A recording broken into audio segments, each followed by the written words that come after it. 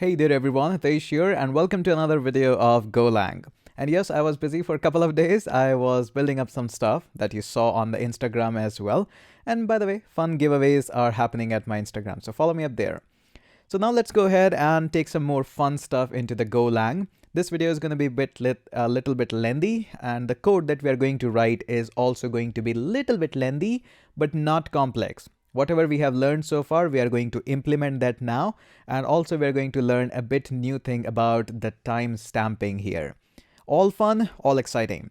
So here's the goal. We want to simply build a rating system where user can enter his name and we can ask him to select rating between 1 and 5. And when he provides the rating, we want to say that your rating was recorded in our system at this specific time.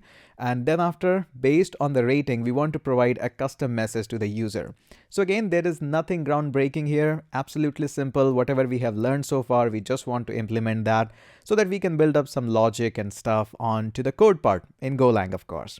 So let's go ahead and build this application. It's going to be super simple, but yeah, a little bit lengthy. So let's start here, and we are going to start by having a simple package. Let's call it as main.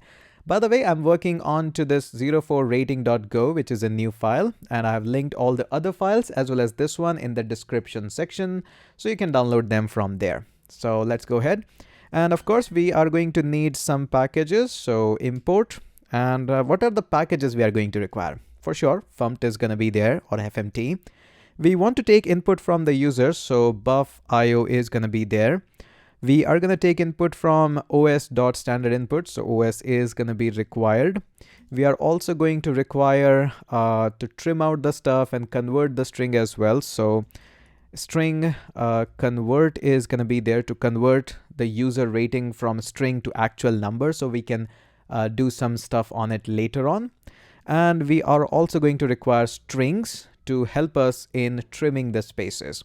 And finally, we are going to require the time as well so that we can prompt the user. So by the way, all the things regarding date and time are stored in just one package, which is time, and it handles everything for us. So pretty nice. Okay, now moving further, we want to declare, just like always, we are going to declare a main method. Here's the definition. Okay. Moving, we are going to declare two variables here. First is going to be name of type string, and another one is going to be var, let's call it as user rating. Now I'm aware that user rating is going to come up in string format. That's why I can go ahead and declare it here. I will declare a variable later on so that I can convert this user rating into number rating and can do my if else and checking there. Okay. And let's make it more fun. We're going to have a bit of front end, kind of dummy, but yeah. And we're going to have a bit of back end. Okay, just for fun.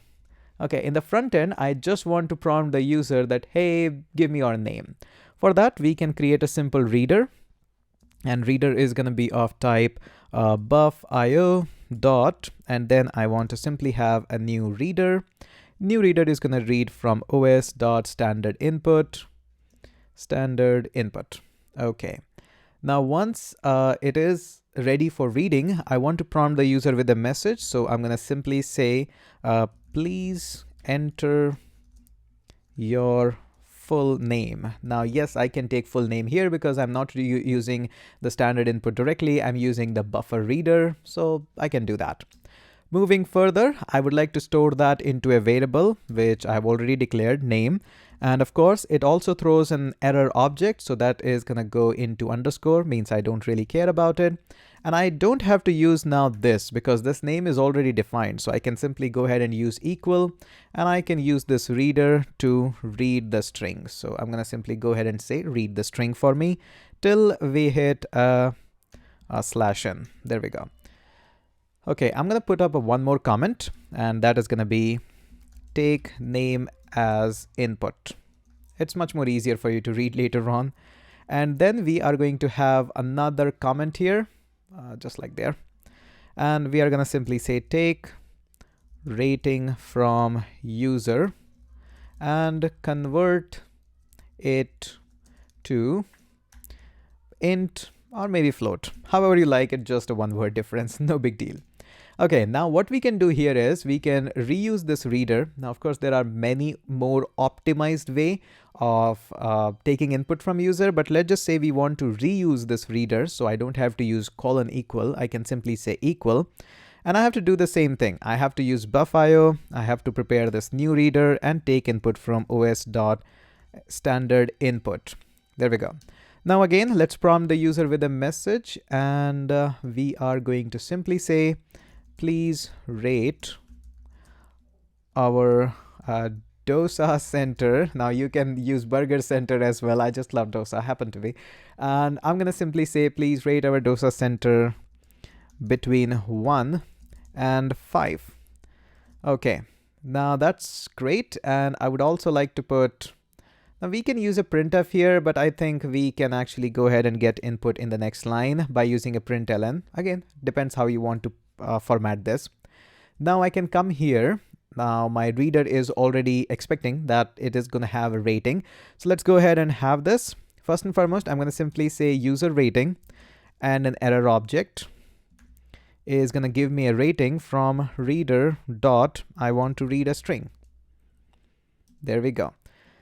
I want to keep on reading it till I hit a /n. There we go. Now this is not going to be much useful for me later on, so I need to convert this as well. So I'm going to call this as my num rating for my rating, which is being converted into number. Again, I have to use an underscore to convert that, and we can use string conversion, and we can either parse it into integer or float, however you like. I'm going to go for float just for fun.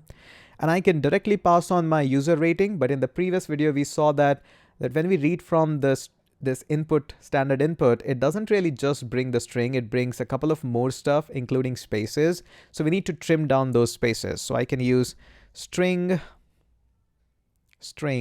not strings, strings dot trim space. There we go. And it requires you to pass on two things. First one, this is not two things. It requires just one thing, which is the string. In my case, this is user rating. But this parse float actually wants you to pass on one more object, which is what is the bit size. In my case, it's going to be 64. Okay, so hopefully now this rating is being converted in it.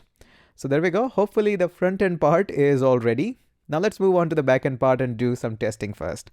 So we're going to simply have a, let's go ahead and print that. So we're going to have a simple printf. We're going to use two verbs. So we're going to simply say %v and comma, and again %v. Let's fill these verbs with name and my num rating, if it can suggest me. There we go. Let's go ahead and give it a go. Let's try to run this, and let's run this one here, and we are going to simply say go run, and we got a couple of errors here. So we have os.file. Okay, we got os. So what is the issue that we are having? Let's go ahead and see that. Not enough argument in call. Okay, so it says new reader read writer. So my bad. We're going to simply say new reader. Sometimes auto suggestions can suck. There we go. Let's go ahead and give it a try one more time. And it says, hey, undefined my num rating. Why is it undefined? Because I forgot to use a colon here, because that was not defined. My bad again. But again, these bugs actually happen all the time. You need to learn how to resolve the bugs. Never be afraid of them. So let's go ahead and write the name. Enter the rating for dosa center 5. Let's go ahead and say. So backend seems to be working nicely now. Again, testing the code is always a great idea in between. So now let's go ahead and write a formatted string for us. So we're going to simply go ahead and say, first and foremost, hello, and then the name of the user. So we need to use a verb, and then we are going to use a comma and a /n. Okay, so now moving on to the next line, we can say some thanks here. So thanks for rating our dosa center with, and then we can use a verb here, and then we can say star rating. Now my word wrap is on, that's why I have moved on to next line. Don't just hit enter in between, otherwise it's going to give you an error. Okay, Now this is all done, so this is all pretty good. Now we want to give not only the rating, but also we want to provide the user that your rating was recorded at this time. So we're going to use a couple of /n's here. And then we are going to simply say your rating was recorded in our system at, and then we want to use again a verb. So we're going to simply say %v.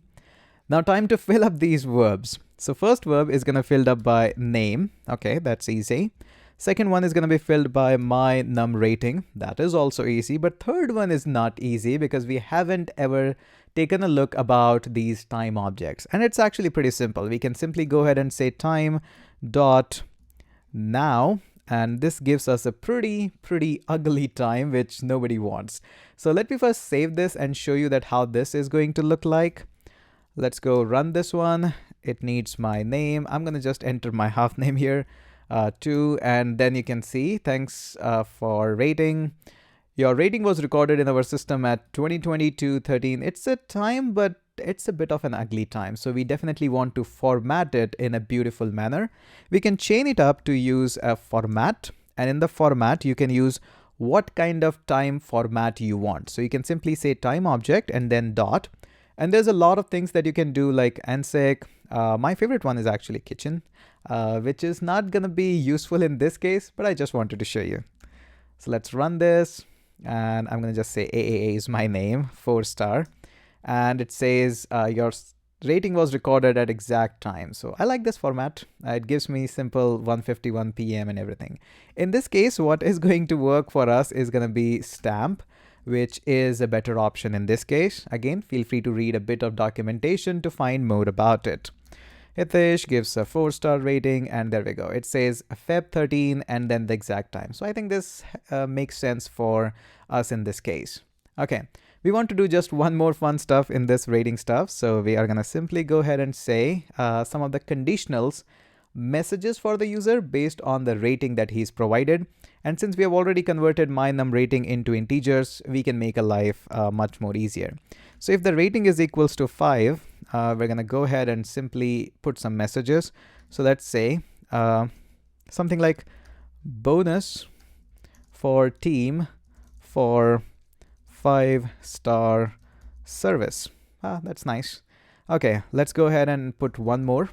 Else if my num rating, if that is equals to 4, or my num rating is equals to 3, then we can put up a different message. We can simply say fmt.print, and we are always improving, something like that.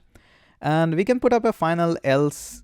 We can also do a final else, but I'm going to go ahead and do else if instead of that. And I'm going to simply say my num rating, if it is below 3, then we want to put up another message, something like need serious work on our side. Okay, so let's give it a try by giving a rating of 2 and see that.